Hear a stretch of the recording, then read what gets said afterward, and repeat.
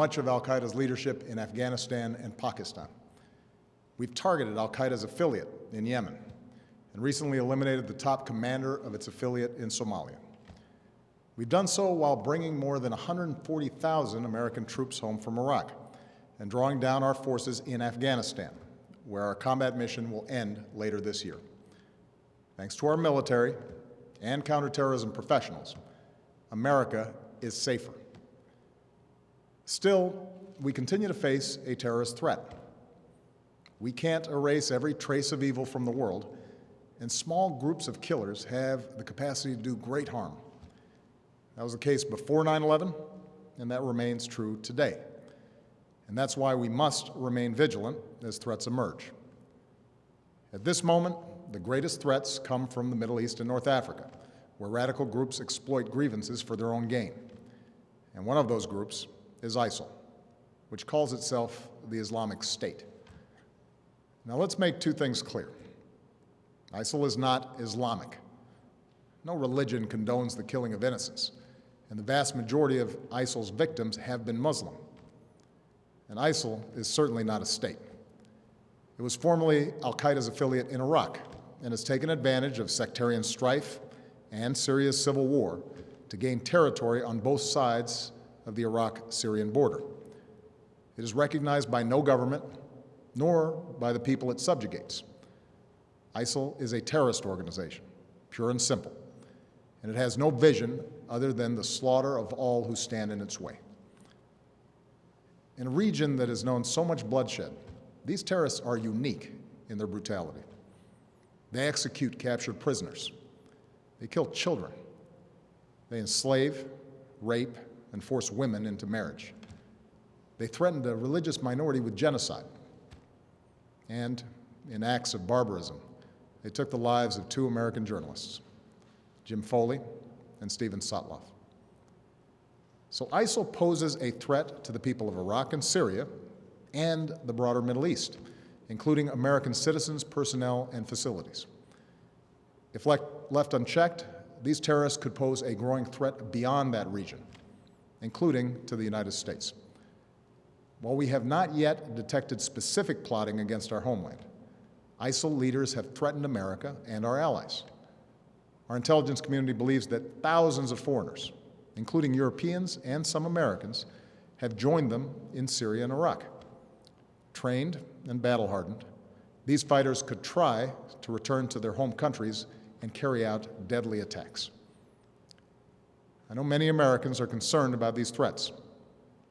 Tonight, I want you to know that the United States of America is meeting them with strength and resolve. Last month, I ordered our military to take targeted action against ISIL to stop its advances. Since then, we've conducted more than 150 successful airstrikes in Iraq. These strikes have protected American personnel and facilities, killed ISIL fighters, destroyed weapons, and given space for Iraqi and Kurdish forces to reclaim key territory. These strikes have also helped save the lives of thousands of innocent men, women, and children. But this is not our fight alone. American power can make a decisive difference, but we cannot do for Iraqis what they must do for themselves, nor can we take the place of Arab partners in securing their region.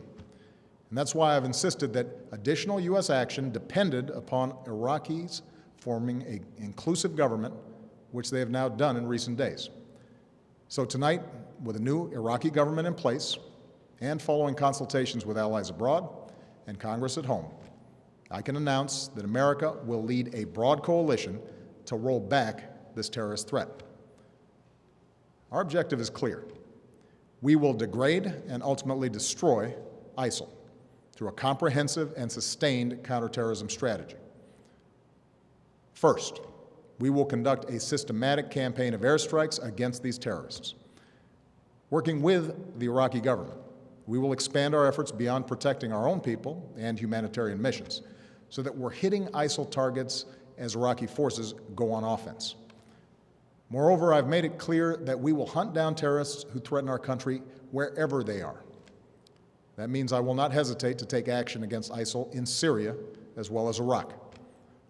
This is a core principle of my presidency. If you threaten America, you will find no safe haven.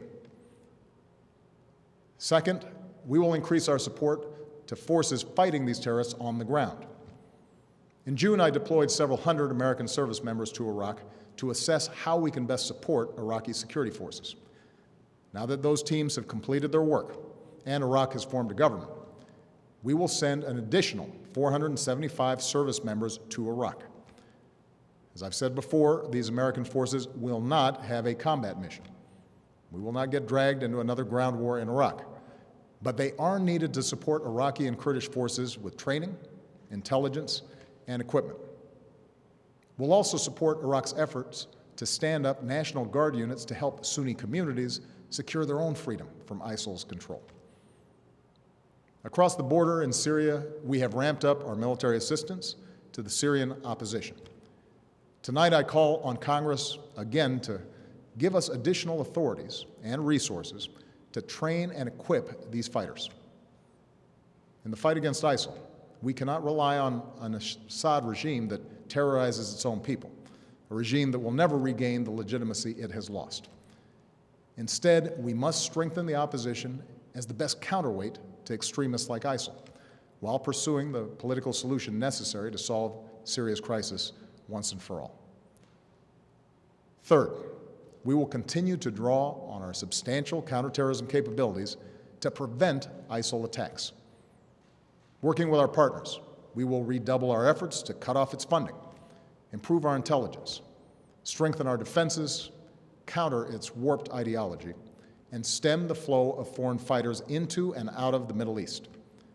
And in 2 weeks, I will chair a meeting of the UN Security Council to further mobilize the international community around this effort. Fourth, we will continue to provide humanitarian assistance to innocent civilians who've been displaced by this terrorist organization. This includes Sunni and Shia Muslims who are at grave risk, as well as tens of thousands of Christians and other religious minorities. We cannot allow these communities to be driven from their ancient homelands. So this is our strategy. And in each of these 4 parts of our strategy, America will be joined by a broad coalition of partners. Already, allies are flying planes with us over Iraq, sending arms and assistance to Iraqi security forces and the Syrian opposition, sharing intelligence and providing billions of dollars in humanitarian aid. Secretary Kerry was in Iraq today, meeting with the new government and supporting their efforts to promote unity.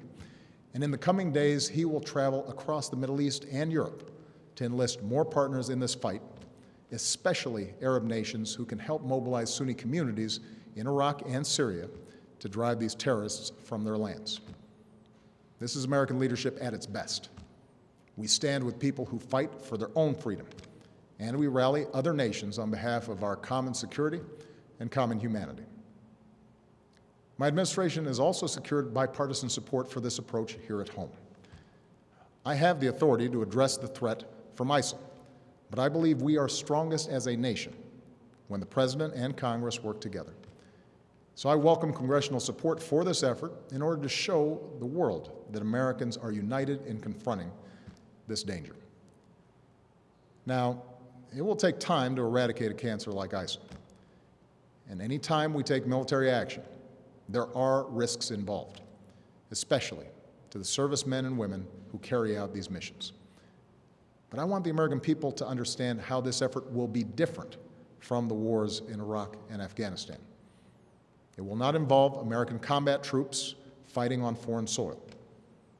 This counterterrorism campaign will be waged through a steady, relentless effort to take out ISIL wherever they exist using our air power and our support for partners' forces on the ground. This strategy of taking out terrorists who threaten us while supporting partners on the front lines is one that we have successfully pursued in Yemen and Somalia for years, and it is consistent with the approach I outlined earlier this year, to use force against anyone who threatens America's core interests, but to mobilize partners wherever possible to address broader challenges to international order. My fellow Americans, we live in a time of great change. Tomorrow marks 13 years since our country was attacked. Next week marks 6 years since our economy suffered its worst setback since the Great Depression. Yet, despite these shocks, through the pain we felt and the grueling work required to bounce back, America is better positioned today to seize the future than any other nation on earth. Our technology companies and universities are unmatched. Our manufacturing and auto industries are thriving. Energy independence is closer than it's been in decades. For all the work that remains, our businesses are in the longest uninterrupted stretch of job creation in our history, despite all the divisions and discord within our democracy. I see the grit and determination and common goodness of the American people every single day, and that makes me more confident than ever about our country's future. A broad American leadership is the one constant in an uncertain world. It is America that has the capacity and the will to mobilize the world against terrorists.